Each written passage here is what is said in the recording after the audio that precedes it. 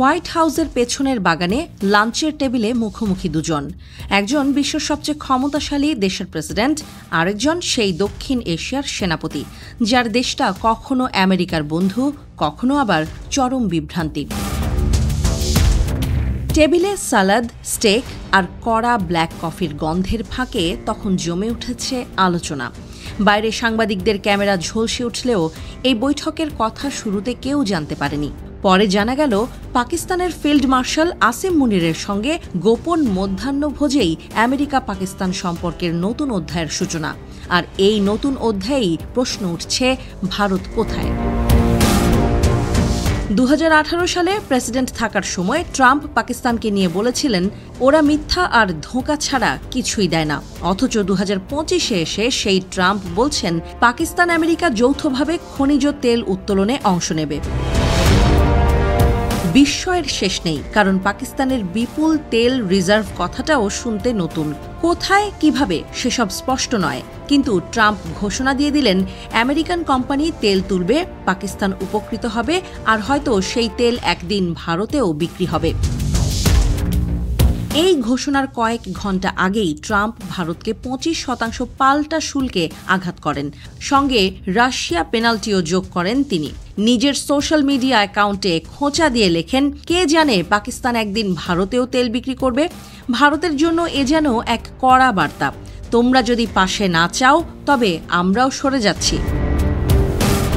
পাকিস্তানের সঙ্গে এই ঘনিষ্ঠতার আরেক চাবিকাঠি সেনা সহযোগিতা। মার্কিন সেনাপতি জেনারেল মাইকেল কুরিলাকে নিশান-ই-ইমতিয়াজ পদকে ভূষিত করেছে পাকিস্তান।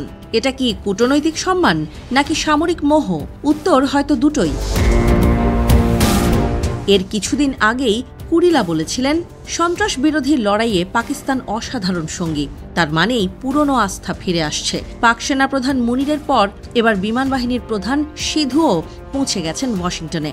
পেন্টাগন থেকে স্টেট ডিপার্টমেন্ট, সব জায়গাতেই চলছে বৈঠক। উদ্দেশ্য F-16 যুদ্ধবিমান, স্প্যারো মিসাইল ও হাই মোবিলিটি রকেট সিস্টেম কেনা। ভালোবাসা তো হঠাৎ করে আসে না। পাকিস্তানকে ঘিরে ট্রাম্পের আচমকা বদলে যাওয়া মনোভাবের পেছনে আছে দুটি মোটা দাগের কারণ। প্রথমত, পাকিস্তান ট্রাম্প পরিবারের মালিকানাধীন ওয়ার্ল্ড লিবার্টি ফিনান্সিয়ালের সঙ্গে ক্রিপ্টোকারেন্সি নিয়ে রাষ্ট্রীয় অংশীদারিত্বে যাচ্ছে। দ্বিতীয়ত, ইসলামাবাদ থেকেই ট্রাম্পের নাম নোবেল শান্তি পুরস্কারের জন্য সুপারিশ পাঠানো হয়েছে ভারত পাকিস্তান যুদ্ধবিরতিতে তার মধ্যস্থতার স্বীকৃতিস্বরূপ। এরপরেই একের পর এক সামরিক বৈঠক, তেল চুক্তি, সম্মান আর মধ্যাহ্নভোজ, সব যেন নিখুঁতভাবে সাজানো এক খেলা। একসময় কোয়াডের অন্যতম কাণ্ডারি ছিল ভারত।